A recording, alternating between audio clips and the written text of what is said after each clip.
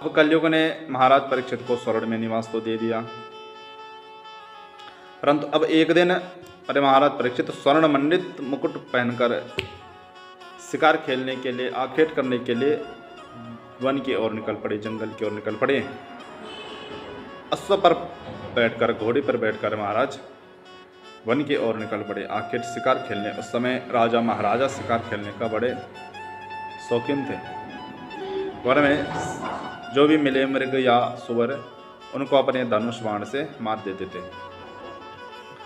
तो महाराज परीक्षित आखेट कर ही रहे थे, शिकार खेलते खेलते उनको बहुत प्यास लगी, थक गए थे। तो वो एक समीक मुनि की कुटिया के पास पहुंचे। समीक मुनि समाधि में बैठे हुए थे। महाराज परीक्षित बहुत जोर से बोले, महाराज, हे मुनि, हे ऋषि, हे महर्षि, हमें पानी पिला दो।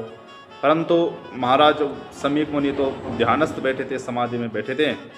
अब महाराज परीक्षित ने जब अंदर जाकर देखा कि क्या चल रहा है, मेरी आवाज़ को कोई सुन क्यों नहीं रहा, तो देखा कि वो समाधि में बैठे हैं। अब महाराज परीक्षित प्यास लगी थी तो उन्होंने कहा कि मृषा समाधि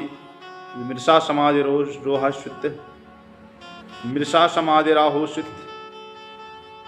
ये झूठी समाधि लिए बैठा है कि ताकि कोई राजा के चक्कर में कौन पड़े, खुद ही चिल्लाकर चला जाएगा।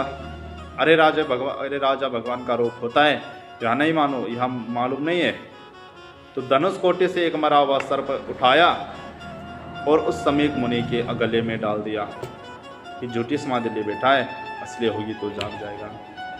तो जागे नहीं, उनके समाधि भी असली थी।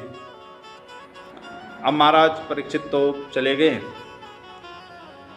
अब यहाँ पर देखो कि महाराज परीक्षित संत को समझने में भूल हो गए। महाराज परीक्षित को ये भी बहुत बड़ी विडंबना है कि संत को नकली समझ बैठने की और नकली को असली समझ बैठने की। अगर हमने असली को नकली समझा तो भी खतरा है और नकली को असली समझा तो भी खतरा है। अब रामायण में प्रताप भानु की कथा आपने सुनी होगी या पढ़ी होगी। प्रताप भानु ने भी एक नकली संत को असली संत समझ बैठे, फिर क्या दुर्दशा हुई प्रताप भानु की, सर्वनाश हो गया प्रताप भानु का। इतने यशस्वी, इतने तेज प्रताप, रवि प्रताप, सूर्य के समान जिनका तेज, ऐसे प्रताप भानु जिनके साम्राज्य में प्रजा सुरक्षित और बिल्कुल बहुत अच्छे से निर्वाह कर रही थी, ऐसे महाराज प्रताप भानु, दिग्विजयी प्रताप भानु का ने नकली संत को असली समझ लिया तो सर्वनाश हो गया पूरे वंश का। इधर भी महाराज परीक्षित ने असली संत को नकली समझ बैठे। इधर भी महाराज परीक्षित को बहुत बड़ा सांप लगा था। तो आगे सुने कि महाराज परीक्षित संत के गले में नकली सांप डालकर चले गए। उधर किसी एक बालक ने देखा तो समीक मुनि का जो बेटा था वो नदी कौशिकी की नदी पर खेल रहा था। कौशिकी की नदी के तट पर खेल रहा था समीक ऋषि का पुत्र। तो उसको किसी बालक ने समाचार सुनाया कि तुम्हारे पिताश्री के गले में महाराज परीक्षित ने मरा हुआ सर्प डाला है। जब ये शब्द समीक मुनि के पुत्र ने सुना कि मेरे पिता का इतना बड़ा अपमान किया, वो भी महाराज परीक्षित ने, मेरे पिता के गले में मरा हुआ सर्प डाला। क्रोध में भर आए समीक मुनि के पुत्र और कौशिकी नदी में कौशिक्या उपस्पृश्या वाघ वज्र विसर्जहा कौशिकी नदी का जल हाथ में लेकर महाराज परीक्षित को भयंकर साप दे डाला। इति लंघित मर्यादम तक्षक सप्तमे हनि दंक्षति स्म कुलांगारम चोदितो मां तदद्रुहम्। ए कुलांगार, अरे तुम्हारे पूर्वजों ने हमेशा संतों की चरण रज अपने मस्तक पर धारण की और तुमने संतों का अपमान किया। जा मैं तुम्हें साप देता हूँ, आज से सातवें दिन तुम्हें तक्षक नाग द्वारा तुम्हारी मृत्यु होगी।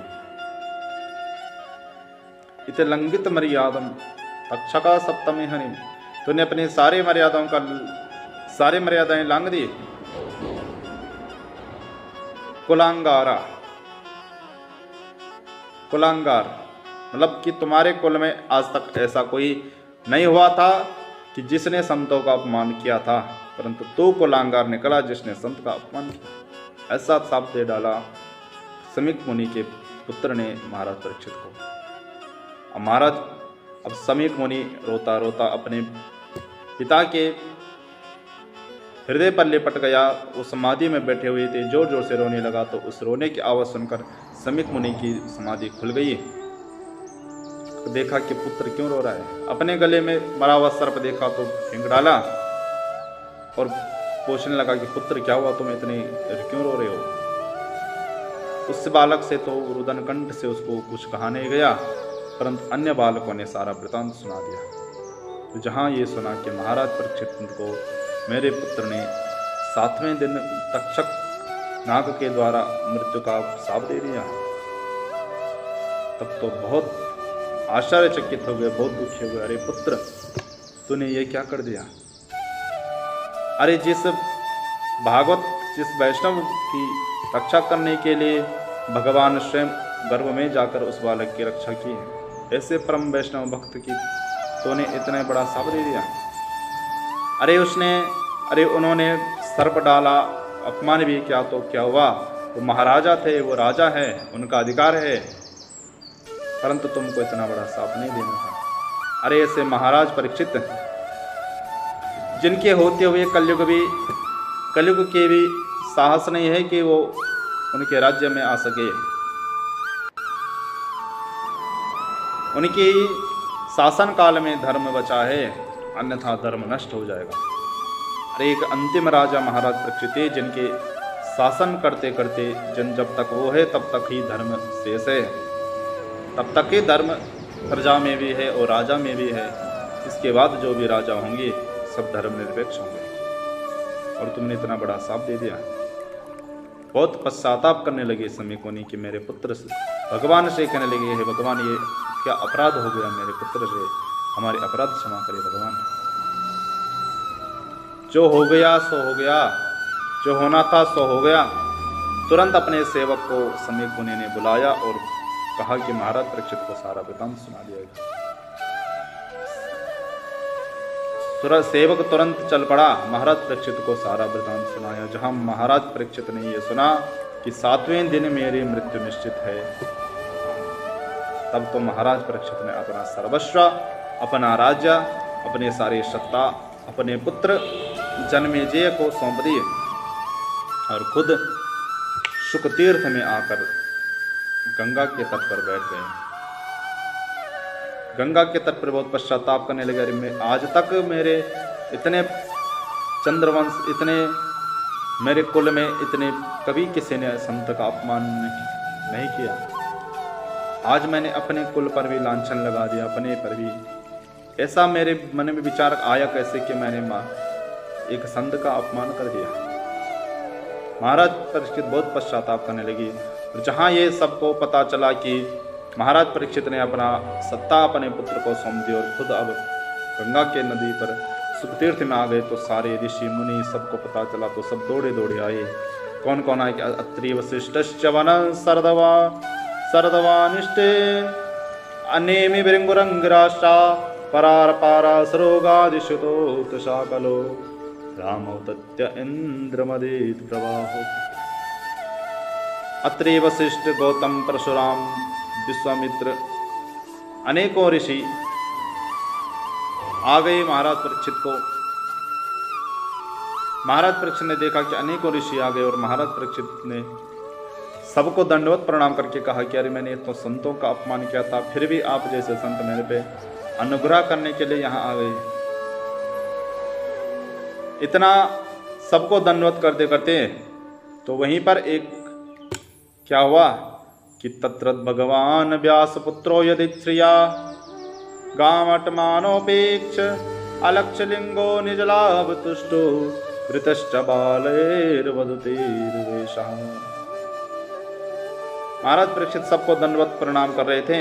उनको पूछ रहे थे कि म्रियमाण से किम कर्तव्य, मरने वाले को क्या करना चाहिए, जो मरने वाला हो उसको क्या करना चाहिए। तो सभी अपने अपने अनुसार अपने अपने हिसाब से बता रहे थे कि ये करो, ये उपाय करो, वो करो। परंतु वहीं पर क्या हुआ कि तत्र भवद भगवान व्यासपुत्रो, वहां पर भगवान व्यासपुत्र प्रकट हो गए।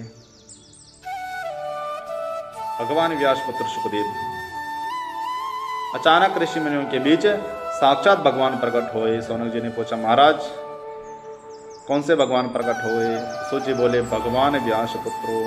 मानव भक्त की रक्षा करने के लिए भगवान ही स्वयं व्यास नंदन सुखदेव बनकर प्रकट हो गए।